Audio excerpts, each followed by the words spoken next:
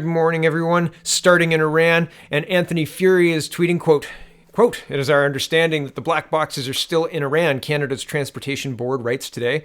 There are still no firm plans as to when and where they will be downloaded and analyzed. In other words, no one knows, and the Iranian regime continues to play games. This is yesterday at 10 o'clock in the morning, and about an hour after that, CTV on Question Period was airing this, and they tweeted it out, 11 a.m., and they say, quote, the remains of about 30 Canadian citizens and permanent residents who were victims of Ukrainian International Airlines flight PS-752 have been buried in Iran, according to the Prime Minister's Parliamentary Secretary, Omar Al-Ghabra. Excuse me if I've got that wrong. And there's an article here, but we're just going to listen. It's 44 seconds. I think this is unending spin. He starts out somewhere. Usually if you're trying to drive a point home, you hit the point multiple times. But if you're just trying to talk about something, you just kind of talk about it. He talks about the 30 Canadians. He talks about repatriation, so bringing back of the remains of a couple of Canadians. There's two whose remains have been brought back. And remember, Iran doesn't recognize dual citizenship. According to Iran, the amount of Canadians on that flight was 3. So interesting stuff, right? And here's Omar. And your audience know there are about 30 of Canadians or permanent residents remains have been buried in Iran. There are 2 being repatriated this weekend or the coming days. So we're seeing progress. That does not mean that we should not be vigilant and careful and watching carefully every step. That's why we also need a verifiable, independent investigation. We shouldn't just take Iran's word for things. We need to make sure that everything that they're doing is verifiable and independently verified. So you, like a washing machine, just keep talking. Just say things that sound like you know what you're talking about. Verifiable, and we've got to keep them honest. Okay, there's video of the 2 missiles hitting, or 1 missile anyway, hitting the plane. And a lot of people have said that the Amazing Polly video talks about the other one being a false flag. I have no idea.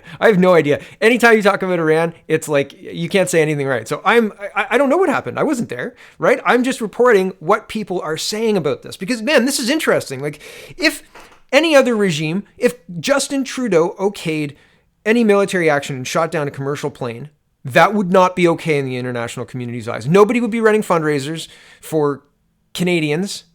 Maybe they would be running fundraisers, but they'd be demanding that Justin Trudeau step down and blah, blah, blah, blah. They'd be demanding investigations and all sorts of stuff. And the reality is that that's not happening. Everybody's kind of patting Iran on the head and saying, what an awful accident. And oh no, you guys did that on purpose. That's like believing your 4-year-old when they say they didn't melt the crayons onto the radiator on purpose. I mean, of course they did. They're 4, right? Somebody did something wrong. Somebody left the 4-year-old unsupervised. That's as much the parent's fault as it is the kid's fault. But nobody believes when he says it's an accident. It wasn't an accident, or she says it's an accident. That's coming from personal experience, by the way. I melted crayons on the radiator when I was young, and it was my fault. Definitely my fault. Okay, here is CP24, moving on. And I wanted to also talk about, not moving on yet. Progress? What progress? What progress? I mean, I guess you've got Canadian remains back in Canada and 30 Iranians buried. What progress on the investigation?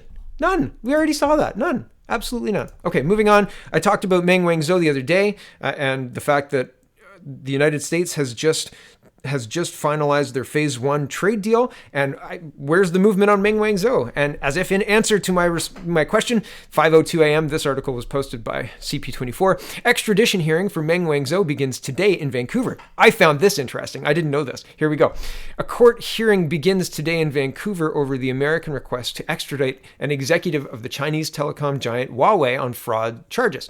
The arrest of Meng Wanzhou in 2018 fractured relations between Canada and China. At issue at this week's hearing is the legal test of double criminality, meaning if the allegations are also a crime in Canada, then Meng should be extradited to the United States. Meng is accused of lying to a bank about a Huawei subsidiary's business in Iran, putting the financial institution at risk of violating U.S. sanctions against the country.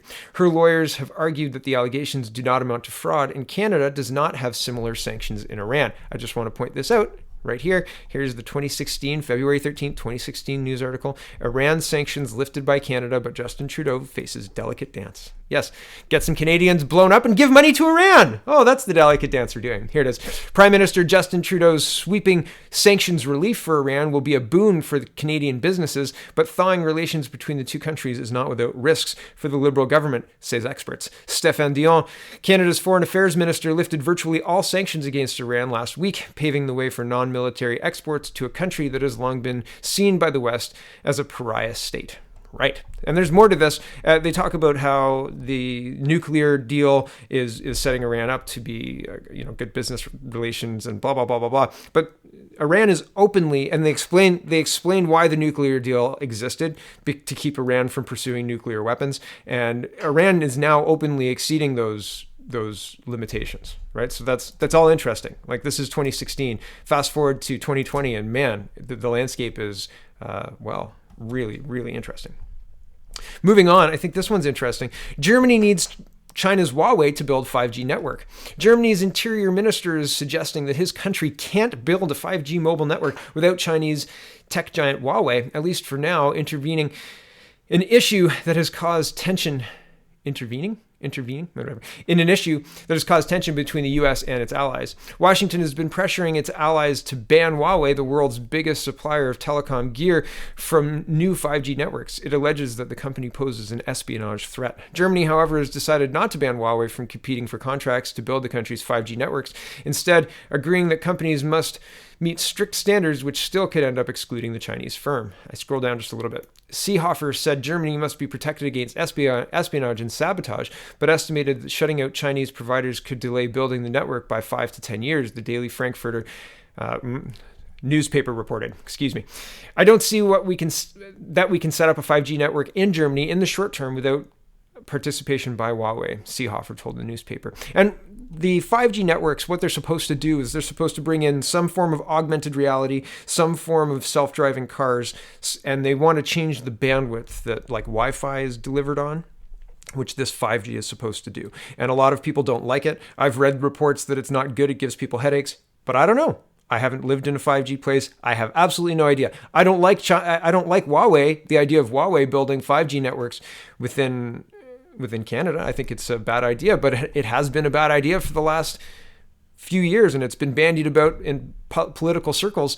And these are like, spying is a very real concern. And well, Project Sidewinder, I talk about it a lot, right? So it's very, very interesting to see Germany just move ahead with this and double down on their tech incompetence. That's interesting, right? Like, that's not usual for a country to say, oh no, we couldn't even do it. Help, right? Weird.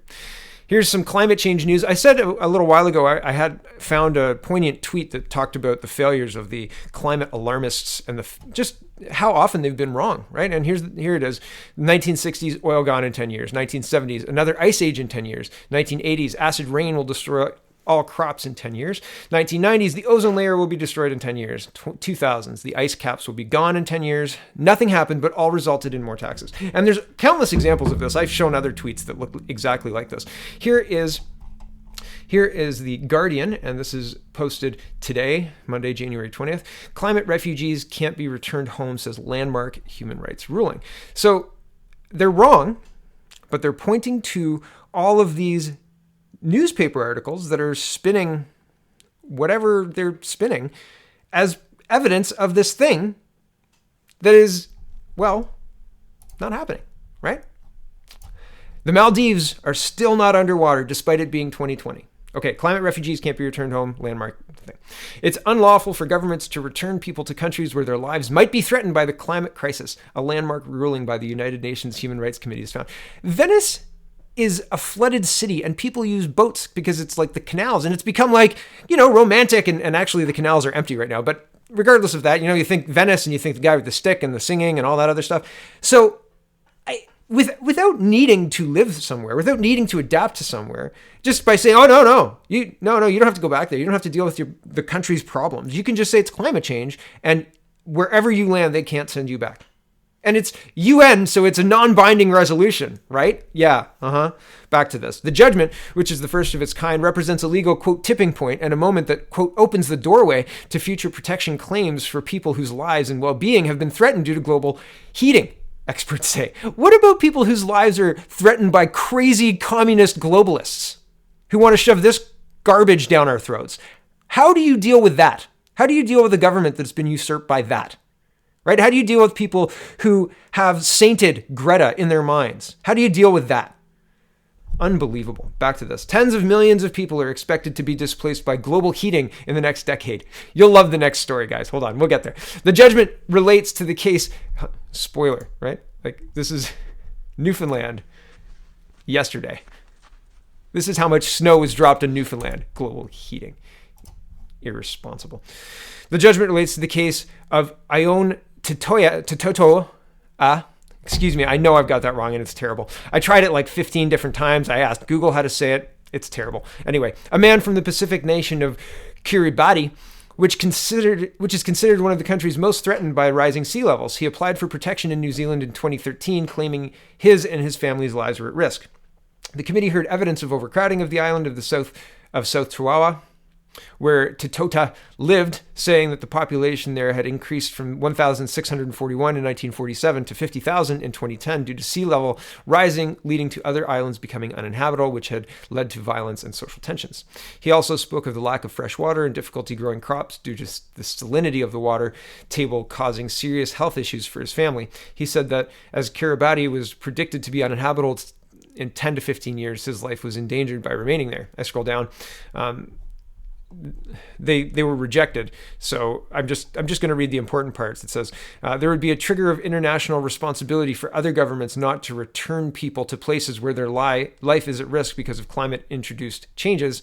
While the judgment is not formally binding on countries, it points to legal obligations that countries have under international law.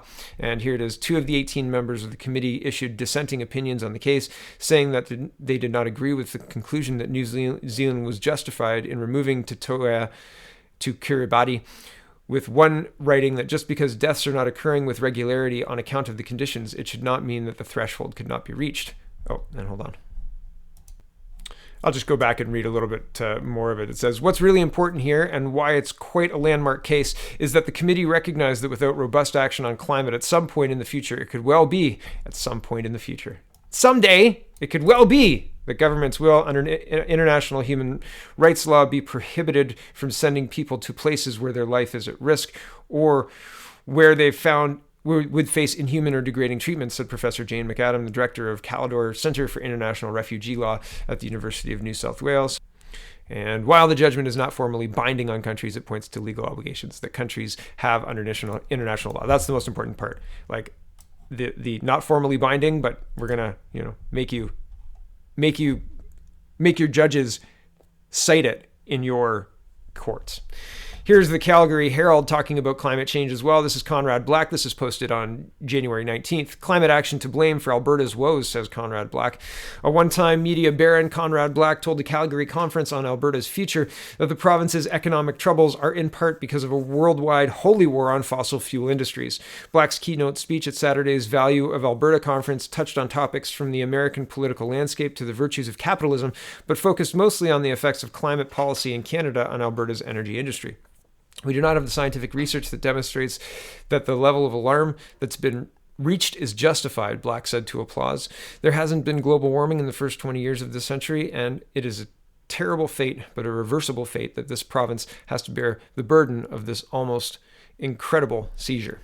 And there's just a bit more.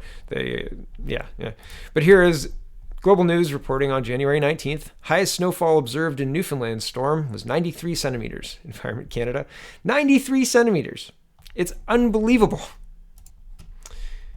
Here is some highlights. The city of Mount Pearl, which neighbors the capital city, received 93 centimeters of snow, while the town of Paradise received 91 centimeters. At St. John's International Airport, 76.2 centimeters fell. That's the highest daily snow measured at the airport since at least 1942, when record-keeping began. An additional 2 centimeters fell after 2:30 a.m., bringing the storm's overall total to 78 centimeters. The previous airport snowfall record of 68.4 centimeters dates back to April 5th, 1999. So, record-breaking snowfall in the face of catastrophic global heating, right? Isn't that weird? Isn't that strange? Doesn't match up. Here is a quick little video of the snow in Newfoundland, just for fun. Well, not for now, anyway. Ouch.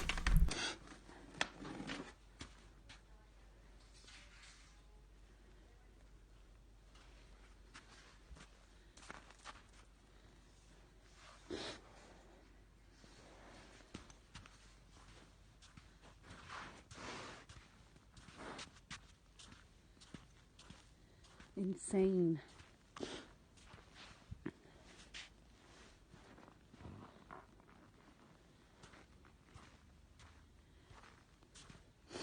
Beat to a snot. It was worth it for the picture of the house looking back where you can't see the house because the snow is so high. That was worth it. I'm beat to a snot. What a day. Well, thanks for watching, everybody. Check out CanadaPoly.com and check out CanadaReport.co and have a wonderful, wonderful